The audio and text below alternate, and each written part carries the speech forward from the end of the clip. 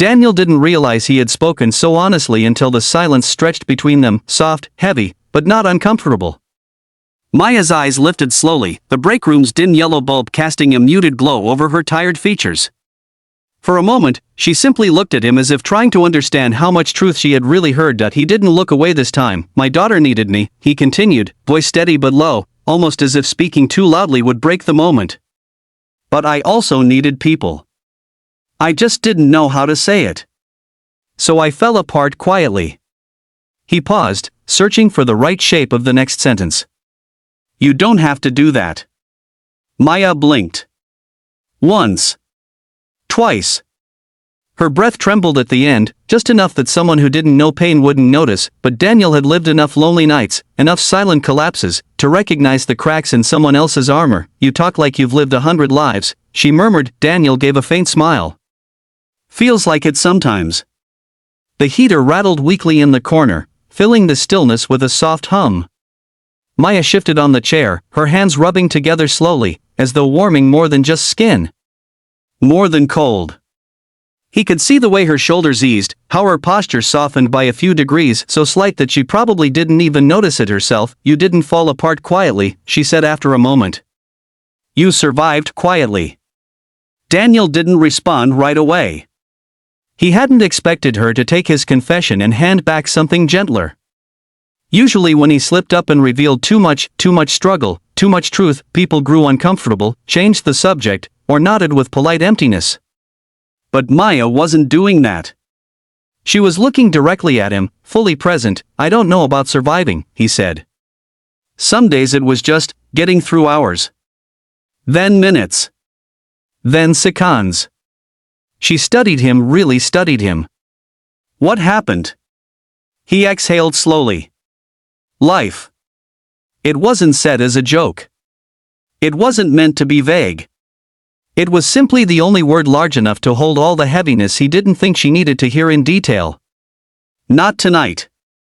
Not with everything she was carrying on her own shoulders, yet she still waited, quietly inviting him to continue if he wanted to. He rested a hand on the table, fingertips tapping absently against the cheap laminate surface.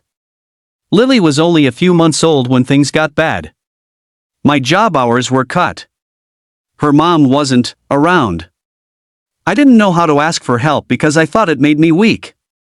So I did what I could, alone. He huffed a breath. Or tried to. And you still showed up for people. Her voice softened. For me. That caught him off guard. He looked at her, eyebrows lifting slightly. You say it like that means something. It does, she said simply. More than you think. A soft beat passed. Maya's gaze drifted to the vending machine humming in the corner, its flickering light reflecting on her face. She leaned back just a little, eyes tracing something only she could see. You know, she whispered, in my unit, no one complains. Not really. You can be bleeding out emotionally and still get told, you're tough. You'll be fine. She swallowed. And for a long time, I believed it. I thought I was supposed to handle everything. Supposed to be unbreakable. Daniel didn't interrupt, but bodies break, she continued quietly. Minds break. Hearts, her voice cracked before she caught herself. Hearts break too. She pressed her fingers against her temple as though trying to steady something slipping inside her. I kept going anyway, she said. Because stopping felt dangerous. Like if I let myself pause for 1 second, everything I was holding together would just, she snapped her fingers. Come apart. Daniel leaned forward slightly, elbows resting on his knees. It's okay to come apart sometimes. No, she said quickly. Too quickly. Not for us. Not for soldiers. Not for anyone who's expected to be strong. The shadow of discipline and training flickered behind her eyes, reflexes built from years of being told how to stand, how to endure, how to swallow pain before it reached the surface. And what about you? He asked softly. What about Maya outside the uniform? She hesitated. Her jaw tightened. I don't know who that is anymore, she admitted. The admission hit him harder than he expected. He recognized that feeling, the way identity could dissolve under pressure until all that was left was exhaustion. You're someone worth knowing. Daniel said, her lips parted just slightly, surprise flickering across her face. You don't even know me. I know enough, he replied. I know you're brave. Not because of the uniform, anyone can wear one. But because you're still here. Still trying. Still showing up even when everything in you wants to hide. Her breath hitched again. Not dramatically, just enough for him to see it. He didn't push. He didn't lean closer. He simply stayed. That's what you do, she whispered after a moment, looking down. You notice things. I have to, he said. It's the only way to take care of people. She swallowed hard, fingers rubbing her palm as if grounding herself. You're a janitor. And? He lifted an eyebrow gently. Her silence explained what she meant. Most people overlooked janitors, dismissed them, underestimated them. Daniel smiled faintly. We don't get uniforms with medals. But we see everything. We hear everything. People talk around us like we're furniture. His gaze softened. You'd be surprised how much you learn when no one thinks you matter. Something shifted in her expression, something like guilt. You matter, she said quietly. The words were soft, uncertain, but sincere. Daniel's chest tightened.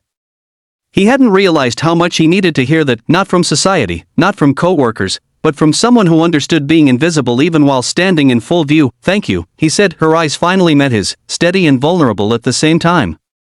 She opened her mouth to speak, but her voice failed her. Instead, she shook her head slightly and exhaled a shaky breath. I'm tired, she whispered. I know. No, she said, shaking her head again. I mean, I'm tired in ways sleep can't fix. He didn't look away. Then you shouldn't face that alone. She blinked rapidly, fighting something unspoken. Why are you being so kind to me? He didn't even need to think. Because someone should be.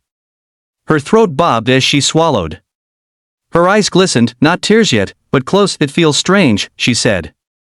Letting someone see me like this. You don't have to pretend with me. I don't pretend, she said, but her voice betrayed her. He smiled softly. Everyone pretends. Some of us just get better at it. Her shoulders loosened again, this time noticeably. She folded her arms on the table, leaning on them as though finally letting gravity win a little. I used to be different, she murmured. Before everything happened. What changed? People. Her voice was barely above a whisper. Loss. And the silence afterward. Daniel nodded slowly. Silence can be loud sometimes. It can be cruel.